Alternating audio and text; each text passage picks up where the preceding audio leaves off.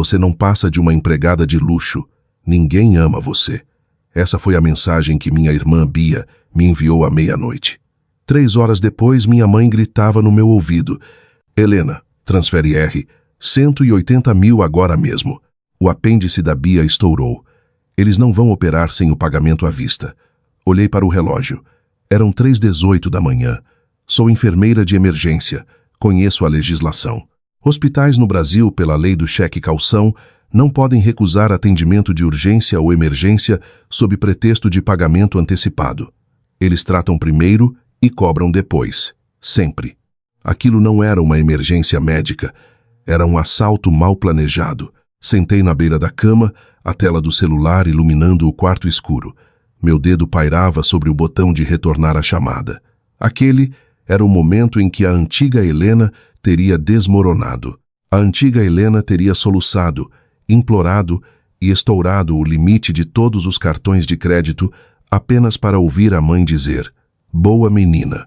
Mas a antiga Helena morreu no momento em que percebeu que o apêndice da irmã era apenas um peão em um jogo de vigaristas.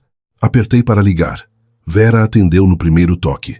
"Helena, você fez o Pix?" "Estou tentando", disse eu, afinando a voz, injetando um tremor de pânico que eu não sentia. O aplicativo do banco travou. Não está me deixando mover tanto dinheiro para uma conta física a essa hora. O limite noturno de segurança bloqueou por suspeita de fraude. "Bem, ligue para eles. Mande liberar." A voz dela era irregular, desesperada. Não o desespero de uma mãe em luto, mas o desespero de um viciado precisando de uma dose. "Eu não posso. São 3h30 da manhã. A central antifraude só abre às 8. Respirei fundo, fazendo o som sair trêmulo. "Mãe, escuta. Posso fazer uma TED de emergência direto para o faturamento do hospital. Meu banco permite transferências médicas 24 horas, se eu tiver os códigos específicos do prestador. Isso contorna o bloqueio do Pix." "Ok." Ela respirou. "Ok, faça isso. Só mande o dinheiro. Eu preciso dos detalhes. Detalhes exatos. Se eu errar um número, a transferência volta e a Bia. A Bia não faz a cirurgia." Deixei escapar um soluço. "Foi uma boa atuação. Preciso que você desligue. Vá pedir ao médico o nome completo, o número do CRM e o código TUS para a apendicectomia. Depois me ligue de volta e deixe na caixa postal. Não mande por texto. O banco precisa de verificação de voz para liberar a TED. Por que não posso te falar agora? Porque o banco precisa da gravação." Gritei, canalizando cada grama de histeria falsa que consegui reunir. "Você quer o dinheiro ou não?" Tá bom. Estou indo ao posto de enfermagem agora, já te ligo." A linha ficou muda. Abaixei o telefone e encarei a parede. Minha mão estava firme. Minha respiração calma. As pessoas me perguntam como posso ser tão fria. Como posso calcular uma armadilha legal enquanto minha mãe grita sobre minha irmã morrendo? Elas não entendem a mentalidade de triagem. No pronto-socorro, categorizamos pacientes por cores de pulseira. Preto é óbito. Vermelho é crítico. Verde é ferido leve. Você não desperdiça lágrimas com as pulseiras pretas. Você salva as vermelhas. Mas às vezes, chega um paciente gritando em agonia, se debatendo, exigindo morfina, alegando que sua dor é 10 de 10, mas a frequência cardíaca é 60, a pele está seca, as pupilas, normais. Você não os odeia, você não os julga, você os diagnostica. Minha família não era um código vermelho, eles não estavam morrendo, eles eram uma malignidade, um tumor que havia se enrolado em minhas finanças e na minha autoestima por 30 anos. Você não negocia com o câncer. Você não tenta amar o câncer até a remissão. Você o extirpa. Esta noite era a biópsia. 5 minutos depois, meu telefone vibrou. Notificação de correio de voz. Não ouvi imediatamente. Caminhei até a cozinha, servi um copo de água e bebi em pé. O silêncio no meu apartamento parecia pesado, como o ar de São Paulo antes de uma tempestade de verão. Apertei o play. Helena, é a mãe. Peguei os dados. A voz dela estava sem fôlego, teatral. "É o doutor. Antônio Meirelles, no Hospital Santa Catarina. Ele diz que o código TUS para a apendicectomia de emergência é... Espera, deixa eu ler. 31003079. Mande os 180 mil para a conta que te mandei antes. Por favor, corre. Ela está com muita dor. Salvei o arquivo. Depois enviei uma cópia para meu armazenamento seguro na nuvem. Estelionato é crime previsto no Código Penal. Tentar obter vantagem ilícita, induzindo alguém a erro, é crime. Ao deixar aquele correio de voz declarando explicitamente um médico falso e um procedimento falso para solicitar uma quantia específica de dinheiro, Vera não tinha apenas contado uma mentira. Ela tinha me entregado uma arma carregada. O código que ela leu é real. É para uma apendicectomia laparoscópica. Ela tinha pesquisado no Google. Ela se esforçou para o golpe. Ela se esforçou mais para roubar as economias da minha vida do que jamais se esforçou para me criar. Olhei para o horário. 3h45 da manhã. Fui ao banheiro e joguei água fria no rosto. A mulher no espelho parecia cansada, pálida, mas seus olhos estavam afiados, duros como pedra. Caminhei até o armário e tirei meu uniforme privativo, azul marinho, impecável. Vesti-o, amarrando o cordão da cintura com força. Então prendi meu crachá no peito, parecia que estava vestindo uma armadura. Eles queriam uma enfermeira. Eles iriam ter uma.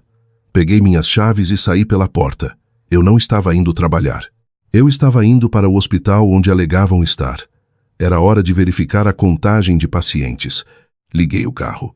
O motor ganhou vida, vibrando contra minhas palmas no volante gelado. A Avenida Paulista às 4 da manhã é uma cidade fantasma. As ruas estavam vazias, brilhando com o asfalto molhado da garoa fina.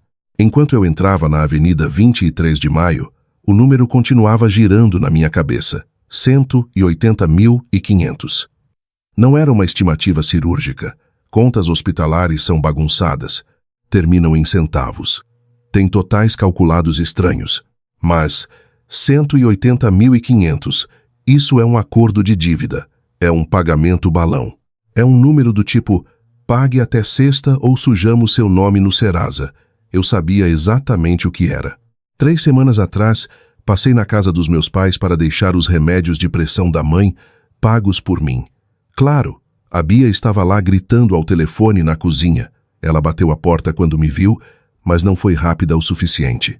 Vi a pilha de envelopes no balcão, cartas vermelhas, aviso final, cartão de crédito Black. A Bia passou os últimos 6 meses construindo sua marca de influenciadora em Dubai e Trancoso. Voos de primeira classe, vilas 5 estrelas, biquínis de grife que custavam mais que meu aluguel. Ela postava fotos de torres de champanhe com a legenda abençoada. Mamãe chamava isso de investir no futuro da Bia. Eu chamava de delírio. A matemática era simples. Bia estourou os cartões para brincar de rica. As faturas venceram e os pagamentos mínimos viraram uma bola de neve, exigindo quitação total. Eles não estavam tentando salvar o apêndice da Bia. Eles estavam tentando salvar o score de crédito dela. Peguei a saída para o hospital. Os pneus chiando na água. Costumava me queimar por dentro. A injustiça disso. Lembro-me de estar sentada na mesa da cozinha quando tinha 16 anos, estudando para o vestibular de medicina até meus olhos embaçarem. Bia tinha 12 anos, chorando porque queria um vestido de grife para uma festa de 15 anos para a qual nem tinha sido convidada. Observei Vera acariciar o cabelo da Bia, consolando-a, prometendo que encontrariam o dinheiro. Então mamãe olhou para mim. Seus olhos estavam secos, pragmáticos. Você não precisa de coisas assim, Lena, disse ela, recortando um cupom de desconto. Você é prática. Você é a forte. Você foi feita como um cavalo de carroça. Você aguenta a carga. A Bia, ela é uma boneca de porcelana. Ela precisa de manuseio especial ou quebra. Um cavalo de carroça, uma besta de carga, algo que você alimenta apenas o suficiente para continuar trabalhando. Mas você não ama. Você não trança a crina. Você coloca o cabresto. Por anos essa memória ficou no meu estômago como vidro engolido. Trabalhei em plantões duplos, paguei meu FIES, comprei um apartamento, economizei. Pensei que se trabalhasse duro o suficiente, se carregasse peso suficiente, eventualmente eles olhariam para mim e veriam uma filha em vez de uma utilidade. Mas você não agradece a uma utilidade. Você apenas a chuta quando ela para de funcionar. Entrei no estacionamento do hospital. As luzes fluorescentes zumbiam no teto, projetando sombras longas e doentias. Hoje à noite, o cavalo de carroça cansou de puxar. Eles queriam o dinheiro. Queriam que eu salvasse a boneca de porcelana da fábrica de sabão mais uma vez. Estacionei o carro em uma vaga reservada para funcionários. Desliguei o motor. O silêncio voltou, pesado e frio. Eu não estava aqui para pagar uma conta. Eu estava aqui para obter a hora oficial do óbito da minha família. Peguei minha bolsa e saí para o frio. Caminhei em direção às portas do pronto-socorro. O vidro automático deslizou para me receber. O cheiro me atingiu primeiro. Antisséptico, cera de piso e café velho. O cheiro da minha vida. Hora de trabalhar. As portas deslizantes fecharam atrás de mim, vedando o ar da madrugada. A mesa de triagem estava quieta, uma calmaria antes da correria de sexta-feira. Caminhei direto para a janela de informações do paciente.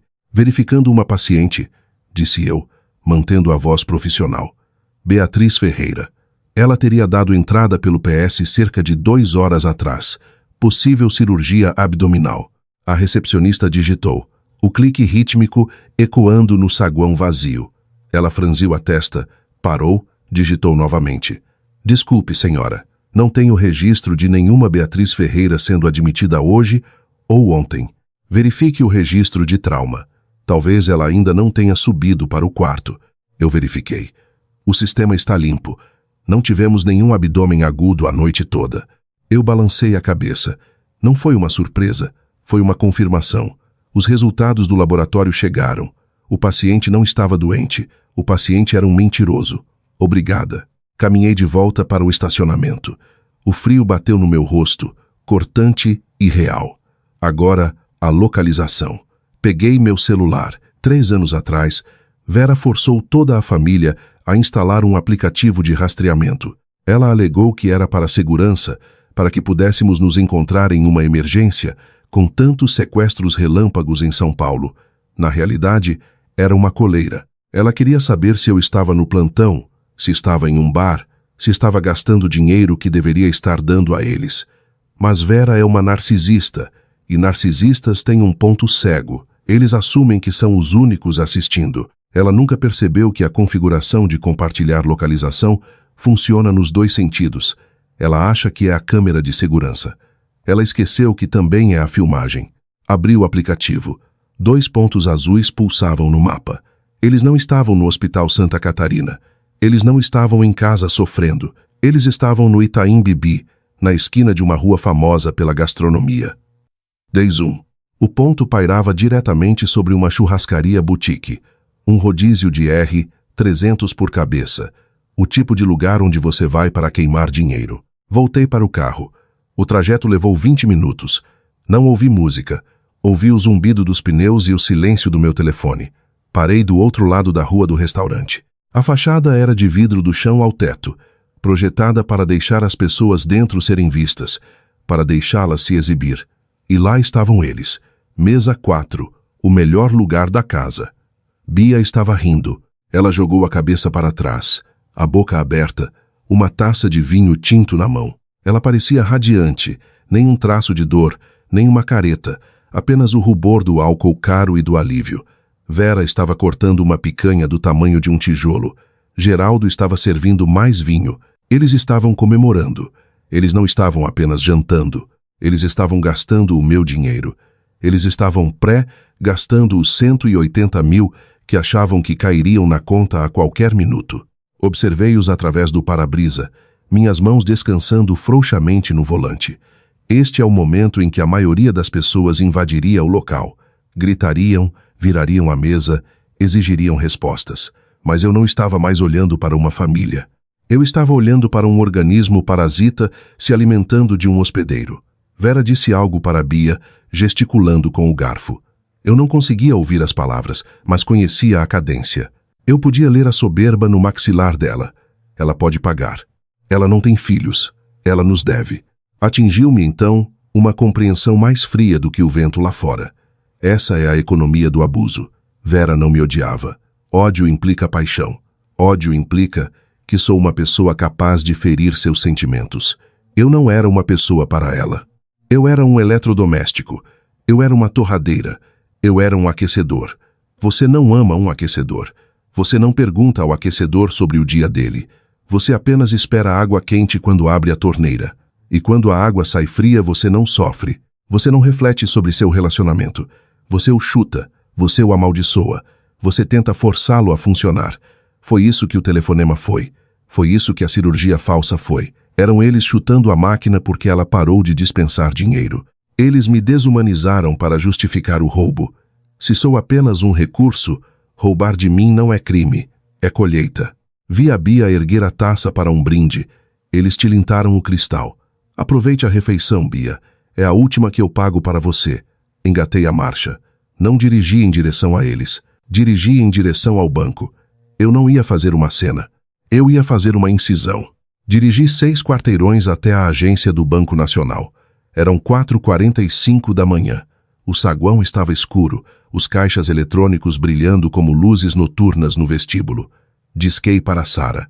Ela é a gerente da agência. 2 anos atrás, o marido dela entrou no meu plantão com uma dissecção de aorta. Eu percebi quando o residente deixou passar. Agilizei a tomografia, coloquei-o na cirurgia em 11 minutos e salvei a vida dele. Sara me disse então que se eu precisasse esconder um corpo ou mover R$1 milhão, ela era a pessoa para ligar. Ela atendeu no segundo toque, a voz grossa de sono. Lena, está tudo bem? Preciso de uma sala de conferências, disse eu. E preciso que você testemunhe um documento agora, como se fosse firma reconhecida. Estou colocando os sapatos. Me encontre na porta lateral em 20 minutos. Estacionei no pátio vazio e esperei. O céu estava ficando roxo sobre os prédios de São Paulo. Quando Sara chegou, não fez perguntas. Ela destrancou a pesada porta lateral de vidro e desativou o alarme. O banco estava silencioso, cheirando a carpete limpo e dinheiro. Entramos na sala de reuniões principal, um aquário de vidro no centro do saguão. Preciso de um modelo, disse eu, sentando na mesa de mogno, não um formulário bancário padrão. Preciso daquele termo jurídico de confissão de dívida e encerramento de relações. Um distrato extrajudicial e quitação de obrigações? Sara piscou, depois caminhou até seu arquivo. Ela deslizou um documento sobre a mesa. Instrumento particular de confissão de dívida e transação. Era perfeito, denso, intimidador, final. Peguei uma caneta preta e comecei a preencher as lacunas.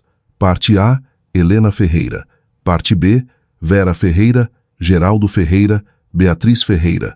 Valor da transação, 180 mil. Eu pagaria o suficiente para manter a Bia fora das cobranças judiciais por 30 dias, apenas o suficiente para fazê-los assinar. O contrato incluía uma ordem permanente de não contato, renúncia a direitos de parentesco e assistência futura, alimentos, e multa rescisória de R$ 500 mil por qualquer violação. Era contundente, nada elegante, mas para pessoas como meus pais, parecia uma sentença de morte. Sara assinou como testemunha oficial. Então enviei uma mensagem para eles me encontrarem no banco com seus RGs, alegando que um alerta de fraude bloqueou a transferência e precisava de liberação presencial. Eles responderam instantaneamente, gratos, presunçosos. Para eles, eu não era uma filha. Eu era um pagamento. Na sala de conferências de vidro, eles chegaram cheirando não a hospital, mas a picanha, alho e vinho caro. Vera avançou para o envelope sobre a mesa. Eu aparei, mostrei os registros do hospital e logs de admissão. Nenhum médico, nenhuma cirurgia, nenhuma Bia. Então o relatório do Serasa, uma dívida de cartão internacional, R$ 180 mil vencendo naquela manhã. Toquei o correio de voz da Vera. Disse a eles o que era. Estelionato e extorsão. Crime inafiançável, dependendo da interpretação. Vera desabou em soluços. Bia rosnou. Geraldo tentou intimidação. Falhou. Deslizei o contrato pela mesa. Assinem e levem um cheque administrativo de R$ 20 mil, um mês de fôlego. Recusem, e eu chamo o Ministério Público e entrego a gravação para a polícia agora mesmo. Eles assinaram. Sara carimbou. Bia pegou o cheque. Eles saíram, já discutindo no estacionamento. Caminhei para o nascer do sol mais leve do que estive em 32 anos.